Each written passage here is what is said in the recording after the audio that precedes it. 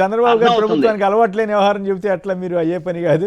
విష్ణు గారు చెప్పండి, అప్పుల మీద మీరేమంటారు? తాజాగా ఇంకో 5,000 కోట్ల అప్పు తీసుకొస్తున్నారంట.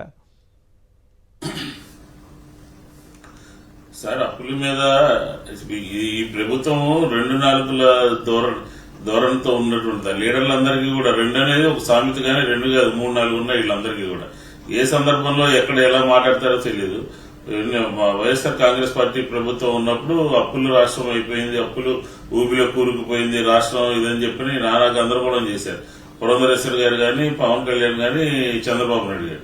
శ్రీలంక అయిపోతుందని చెప్పిన పత్రికలు 2 పత్రికలు రాసినాయి. కానీ ఈ రోజు ఏం జరుగుతోంది? వచ్చిన దగ్గర నుంచి 70,000 కోట్ల రూపాయలు బడ్జెట్ రూపంలో చూపించారు. ఇంకా 30,000 కోట్ల రూపాయలు వివిధ సంస్థల నుంచి తీసుకొచ్చారు. దాదాపుగా 6 నెలల కాలంలో 1,00,000 కోట్ల రూపాయలు అప్పు చేశారనంటే ఎవరు మాట్లాడట్లా. గత ప్రభుత్వం అప్పుల ప్రభుత్వం అన్నట్టు మాట్లాడేవాడు. జగన్మోహన్ రెడ్డి గారు చెప్పినట్టు అప్పుల అప్పారావు మంగళవారం 5,000 కోట్ల రూపాయలు లోన్ తీసుకోవటము, అప్పు చేయటము, ఇదంతా అర్థం కానటువంటి పరిస్థితి కనపడుతుంది ఆంధ్రప్రదేశ్ ప్రజలకి.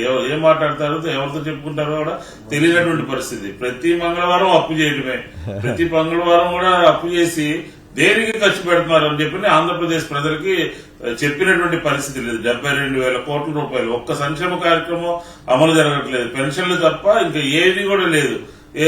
ఏం జరుగుతుంది, ఎక్కడ జరుగుతుంది, దేనికి దాస్తున్నారు, దేనికి పెడుతున్నారు? దీని మీద అసలు ప్రభుత్వం ప్రజలకు సమాధానం చెప్పాల్సిన మంచి పాయింట్ చెప్పారు విష్ణు గారు. ఆ పెన్షన్ కూడా 1,000 రూపాయలే పెంచింది. అంతకుముందు 3,000 అంతకుముందు ఇస్తున్నదే కదా. 1,000 రూపాయలు ఈ ఒక్క హామీ కొంత నెరవేర్చినట్లు లెక్క. అయితే ఇప్పుడు కోతలు పెట్టారంట సంక్షేమ పెన్షన్దారులు, అది వేరే చర్చ అనుకోండి.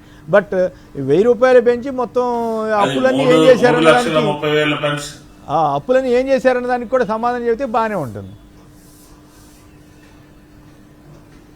లేదు సార్, చెప్పేటటువంటి పరిస్థితి లేదు.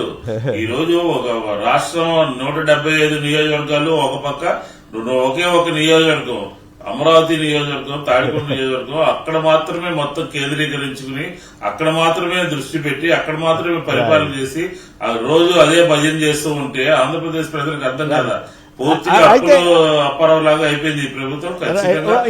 ఇంకొక విషయం మీద మీ అభిప్రాయం అడగాలి విష్ణు గారు. సంక్షిప్తంగా చెప్పండి, మళ్ళీ పురుషోత్తమ రెడ్డి గారు మాట్లాడాలి. అదేంటంటే ఈ డిఎస్సి మీద, మెగా డిఎస్సి మీద ఆంధ్రజ్యోతి వాళ్ళు రాశారు. ఈ లోకేష్కి ఆంధ్రజ్యోతి రాధాకృష్ణకి పడకెట్టాడి రాస్తున్నారు అంటున్నారు. పైన జగన్ మీద రాశారు ఎలక్ట్రిసిటీ ఛార్జెస్ వచ్చేసరికి. మెగా డిఎస్సి ఇంకెప్పుడంటూ ఇష్యూ చేసినందుకు మంచిదే, సంతోషమే. కానీ బట్ వాళ్ళిద్దరి మధ్య ఏదో గొడవ నడుస్తుంది అంటున్నారు. నిజమేనా? ఈయన ఏదో బ్లాక్మెయిల్ చేయబోయాడని ఆయనకి కోపం వచ్చిందని అంటారు. ఎంతవరకు నిజమండి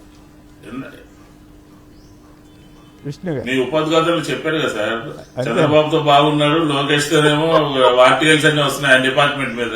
దానికి కారణం ఏంటంటే తిరుమల తిరుపతి దేవస్థానం దగ్గర నుంచి రాజ్యసభ వరకు కూడా ఉన్నటువంటి పరిస్థితి అంతర్గతంగా నడుస్తా ఉంది.